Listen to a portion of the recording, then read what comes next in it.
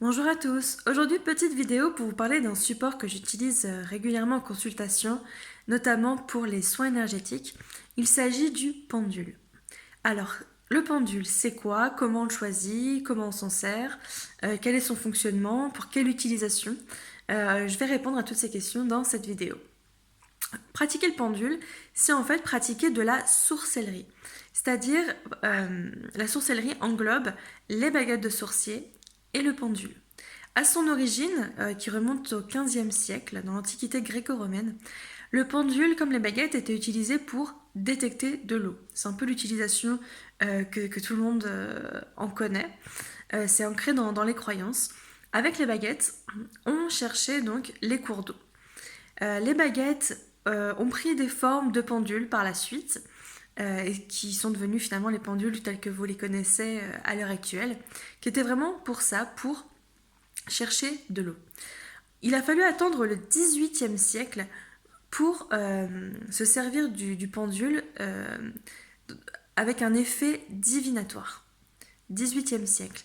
Alors au XVIIIe siècle, la divination de toute façon a explosé un petit peu partout, hein, avec l'utilisation des tarots, des oracles, etc.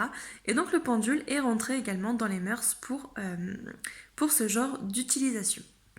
Des pendules, il en existe de toutes formes, en toute matière, de toutes les tailles également, de tous les poids. Alors finalement, quelques conseils pour choisir votre pendule. Alors le premier gros conseil qui paraît tout bête mais qui est vraiment finalement le plus important, écoutez votre intuition. Choisissez un pendule qui vous plaît et pas forcément le pendule qu'on va vous conseiller. On peut éventuellement vous conseiller parce qu'effectivement, selon le poids, la forme, etc., ça a des usages un petit peu différents. Mais écoutez vraiment votre intuition et s'il y en a un qui vous parle, j'ai envie de dire, on y va. Sachant qu'un pendule n'est pas obligé d'être acheté en boutique, on peut utiliser très bien un bijou à soi ou voilà, un objet qui nous tient à cœur. On va dire que le pendule que vous trouvez en magasin va être plus équilibré et peut-être du coup plus facile à manier qu'un bijou, mais après voilà, ça reste une question d'affinité. Alors globalement, comment choisir son pendule? On va déjà se demander l'utilisation qu'on veut en faire.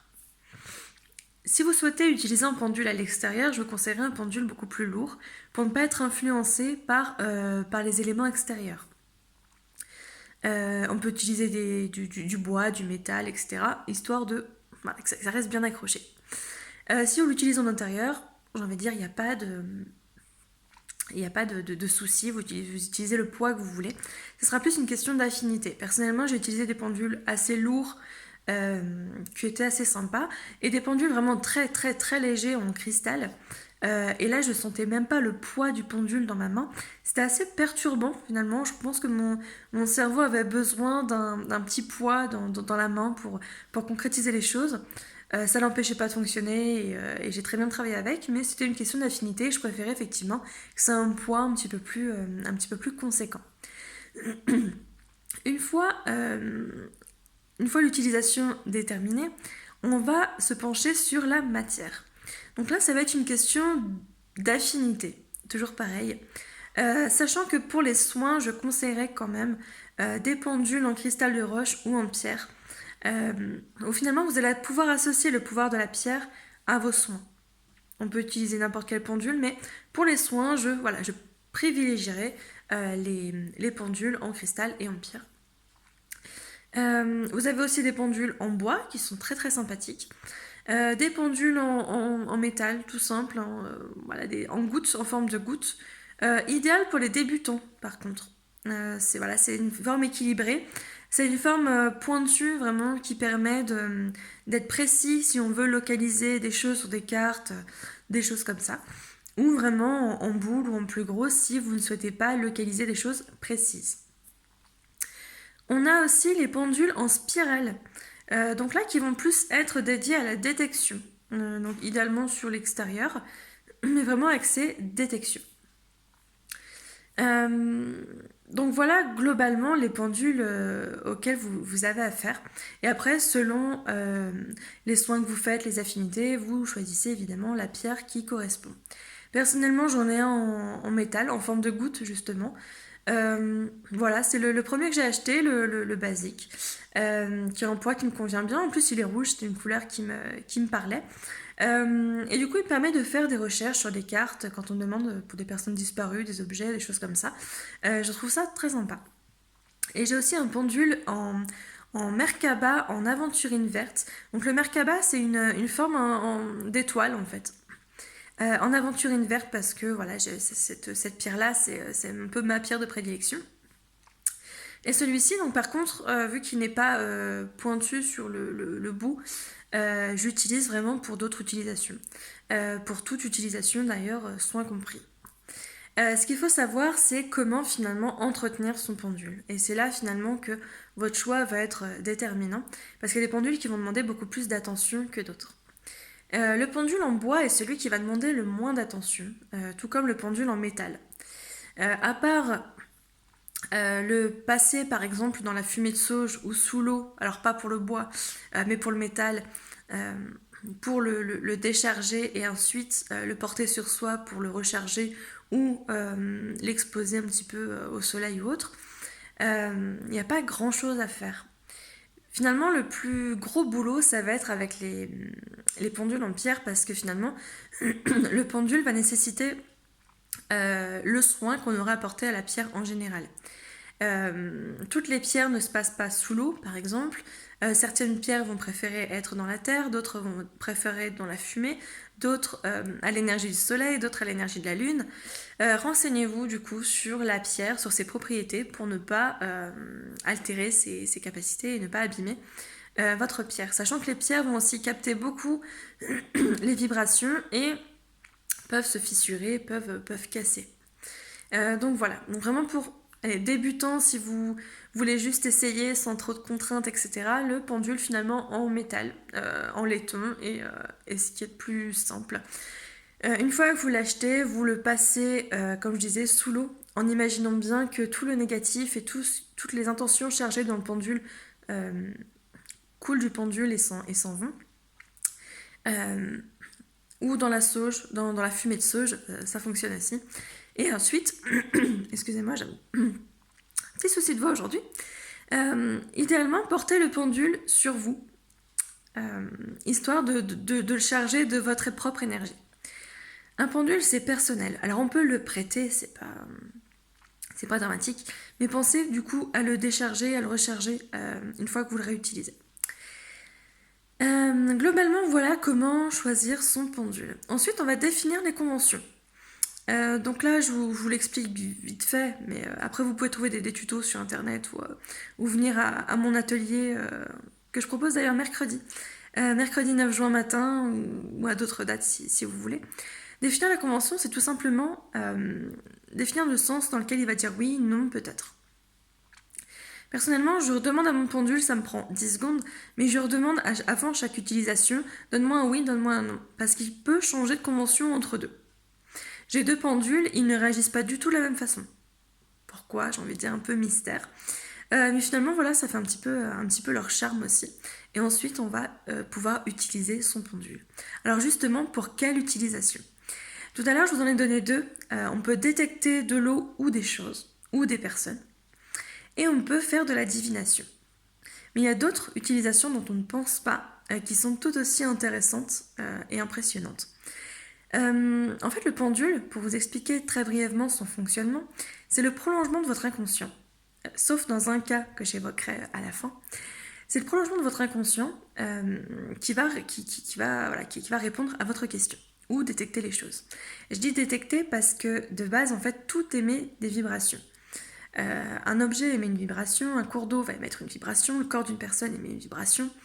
Et finalement, le pendule va détecter la vibration et pouvoir répondre à ces questions. Donc, on peut évidemment faire de la recherche. On peut détecter un objet perdu dans une maison ou un endroit. On peut poser sur sa carte, je sais pas, moi j'ai envie de déménager, quel endroit me conviendrait le mieux. Retrouver des personnes. Ça demande un peu plus d'entraînement, mais finalement ça se fait aussi. Voilà, on peut chercher les sources d'eau. Est-ce que finalement vous avez des sources sous votre maison? Est-ce qu'elles affectent le taux de votre maison? Et du coup, par la même occasion, on peut calculer un taux vibratoire. Pour ça, on peut utiliser les unités Bovis, soit avec une planche ou pas. Les planches, vous savez, c'est les fameux petits graphiques qui permettent de répondre, de proposer plusieurs choix à une réponse plutôt que de répondre par oui ou non. Il y a des petits cadrans qui se font avec, on appelle ça une échelle de Bovis, pour calculer un taux vibratoire. Finalement, c'est pour calculer la vibration de l'objet, de la personne, du lieu que l'on souhaite identifier. Donc, avec un pendule, justement, on peut calculer ces taux-là. On peut calculer, d'ailleurs, vous pouvez vous amuser à calculer le taux de votre maison, votre propre taux, le taux de votre conjoint, s'il est d'accord, on demande toujours l'autorisation, de votre chien, de vos pierres, d'absolument tout ce que vous voulez. On peut faire également du soin avec le pendule. Le pendule peut aider à détecter des douleurs. Amusez-vous à passer un pendule sur votre corps et le pendule tournera différemment aux endroits où vous avez mal. Donc on peut détecter des douleurs sur les autres également.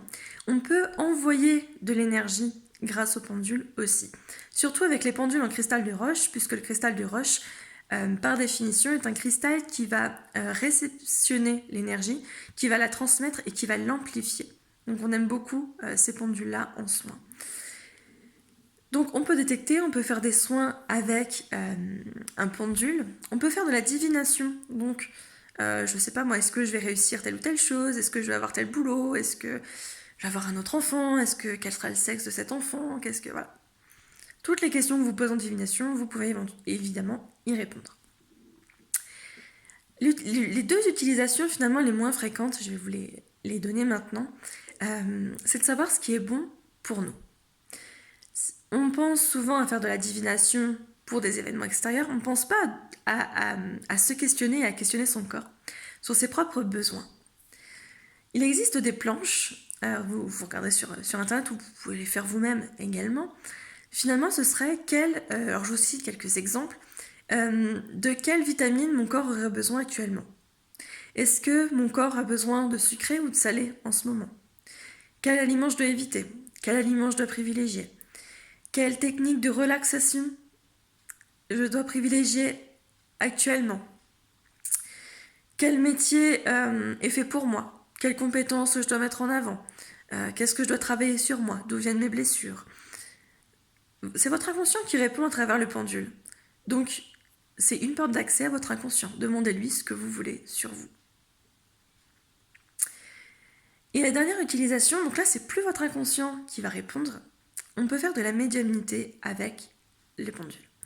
Donc, attention, petite alerte, ne le pratiquez que si vous vous sentez le faire et si vous avez déjà des capacités de médium qui se sont réveillées.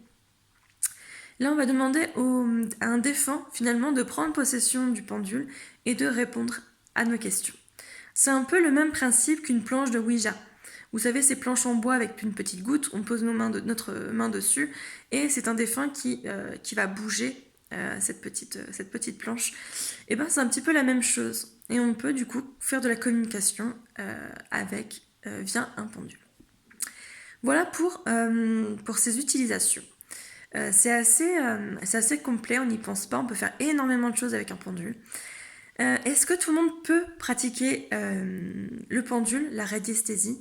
Eh bien oui, tout le monde, puisqu'il s'agit tout simplement de mettre son inconscient à profit, sa propre énergie à profit, pour capter les vibrations environnantes. Donc par définition, évidemment, tout le monde peut le faire. Alors pourquoi certains n'y arrivent pas? Tout simplement parce que c'est le mental qui bloque. Quand on fait du pendule, il faut mettre de côté son mental. Le mental, c'est une chose, l'intuition, c'en est une autre. Imaginez une petite réglette. On a d'un côté le mental et de l'autre côté l'intuition. Et bien, la petite réglette, vous la mettez côté intuition pour faire le pendule. Pourquoi? Parce qu'il faut vraiment se détacher de ses préoccupations, se rendre disponible à ce qu'on fait et surtout ne pas influencer le pendule. Si vous posez une question pour vous et que vous voulez vraiment que la réponse soit oui, le pendule vous répondra oui. Pourquoi? Parce que c'est une partie de vous qui répond. Donc c'est vraiment important de se détacher et c'est pour ça que même en divination, avec les cartes, des oracles, etc., c'est très difficile de se répondre à ses propres questions parce que finalement notre mental va beaucoup jouer et notre mental est même capable avec les cartes de sortir les cartes qu'on a envie ou de faire croire à la personne qui est en face ce qu'on a envie de lui faire croire. Donc le mental, on essaie de le faire taire. Comment? Eh bien avant de pratiquer le pendule, je vous conseille de faire un peu d'ancrage, par exemple. Vous savez, c'est le fait d'imaginer des racines qui sortent de vos pieds et qui vont s'ancrer très profondément dans la terre. Comme ça, on puise l'énergie de la terre et on peut ouvrir nos capacités sans risque. Plus on est ancré, plus on peut ouvrir ses capacités extrasensorielles. On se rend disponible, donc on peut faire un peu de pleine conscience. La pleine conscience, c'est quoi? Un petit exercice que je peux vous proposer en 30 secondes. Vous posez et vous regardez autour de vous. Qu'est-ce que je peux voir? Ensuite, qu'est-ce que je peux entendre?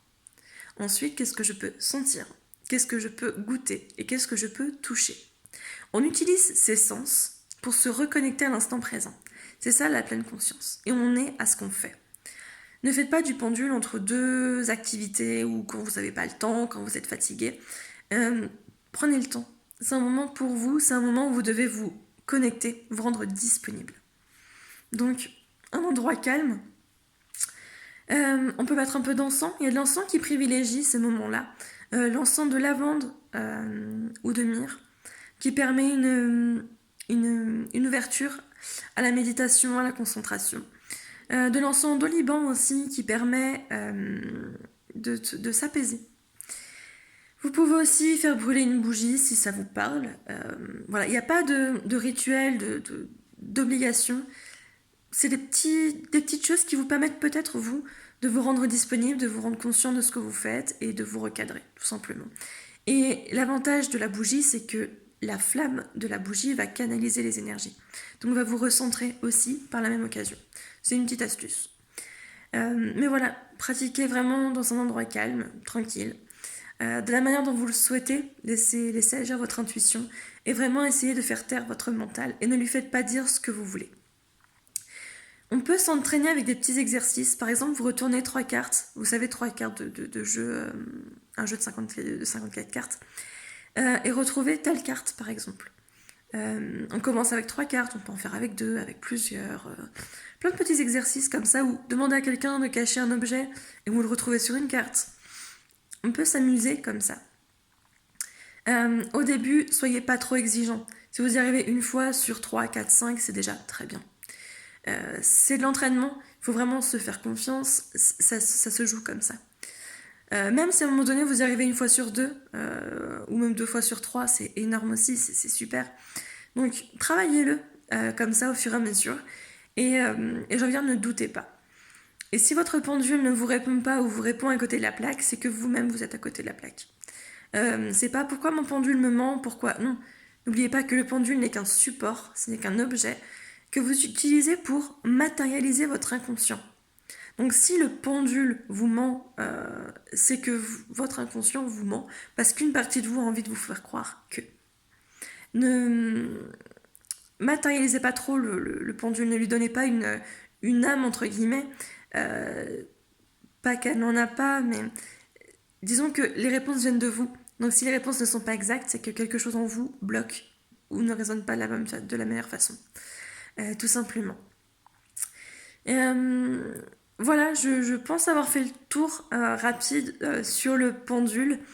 Comme j'expliquais, c'est des choses que j'enseigne lors de formation. Bien sûr, on prend beaucoup plus de temps pour expérimenter, mais du coup, c'était pour vous faire un petit aperçu de ce support qui paraît très difficile d'accès, qui paraît uniquement divinatoire ou pour détecter les choses. Eh bien, pas du tout. On peut l'utiliser vraiment au quotidien pour plein de choses et tout le monde peut l'utiliser. Il suffit juste d'un peu d'entraînement. Certaines personnes ont déjà les capacités qui se sont éveillées et qui vont permettre beaucoup plus de facilité, d'autres qui vont devoir le travailler. Mais c'est ouvert vraiment à tout le monde. Donc voilà, je vous invite peut-être à essayer, à me faire des retours. Est-ce que vous avez déjà essayé? Quelles sont vos utilisations? Quels sont vos pendules? Quels sont vos retours? Voilà, si vous avez envie d'en discuter un petit peu plus. Écoutez, je vous laisse. Je vous laisse aller chercher votre pendule et l'expérimenter un petit peu. Pour ma part, je vous souhaite une très très belle fin de semaine et je vous dis à la semaine prochaine pour une nouvelle vidéo. À très vite!